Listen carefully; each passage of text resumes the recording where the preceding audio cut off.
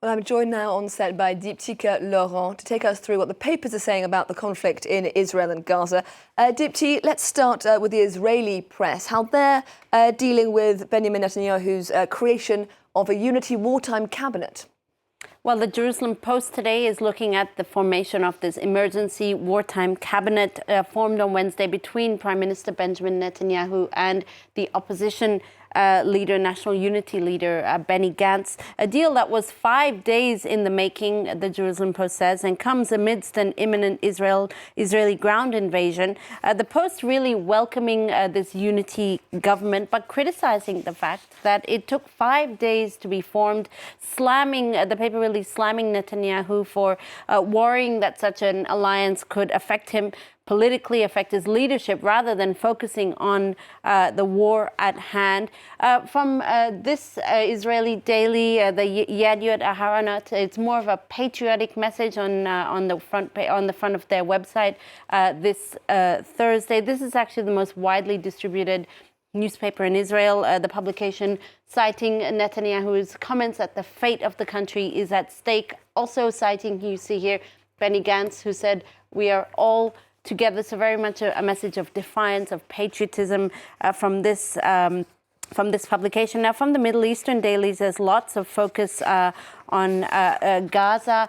Notably, this is from The National, which is an Emirati paper. The Emirati paper reporting that Gaza falls into darkness on its front page. The paper also there headlining on the sole electric plant in Gaza running out of fuel. Al-Quds Al-Arabi, this is an Arab language publication based in London, fairly close to Qatar as well.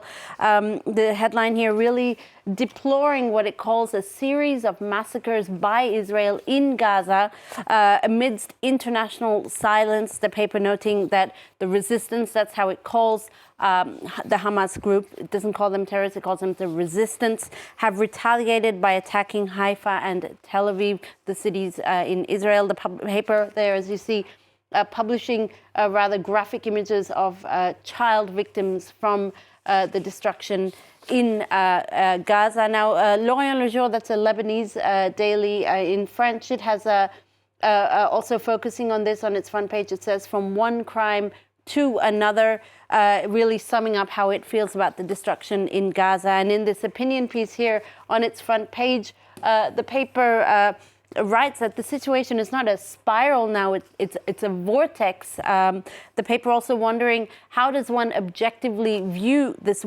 quote, new war between old enemies? Who is right? Who is wrong? Who has a moral high ground? These are questions that the international community is grappling with.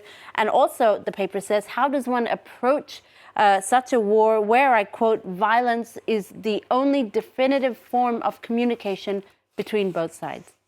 Dipty, a lot of focus meanwhile on reports that Israel may have been warned about Hamas's intentions by Egypt days before the massacres of Saturday morning.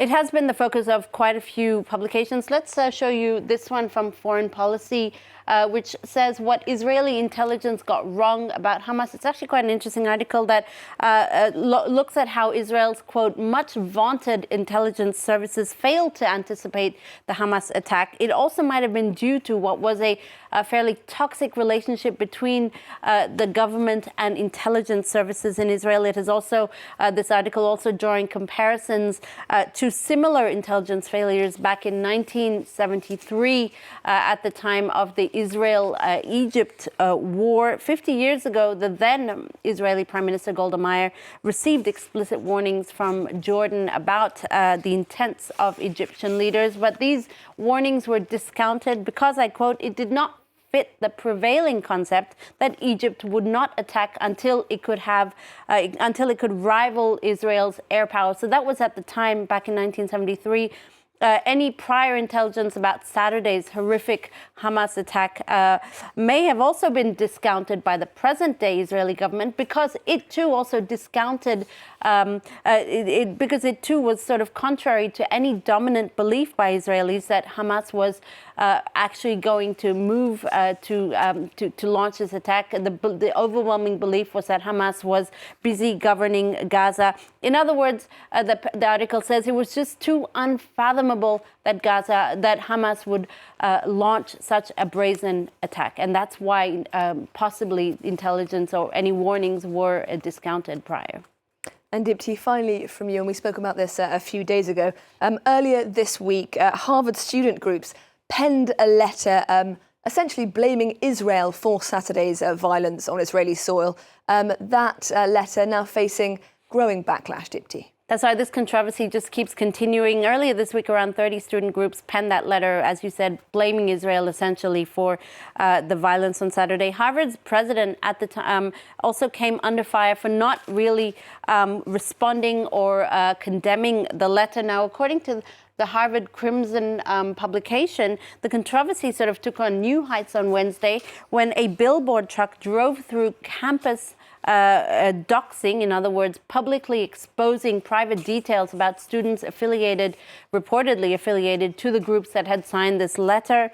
Axios reports that billionaire Bill Ackman, hedge fund manager, has said he'd been approached by several CEOs asking for the identities of these students affiliated with this letter, reportedly, in order to name and shame them and eventually blacklist them by these CEOs. So this controversy just keeps on taking new levels, Haxi. Dipti Laurent with that press review. Thank you very much. And that's all we have time for right now. But do stay tuned. There's more world news coming up in just a few minutes' time here on France 24.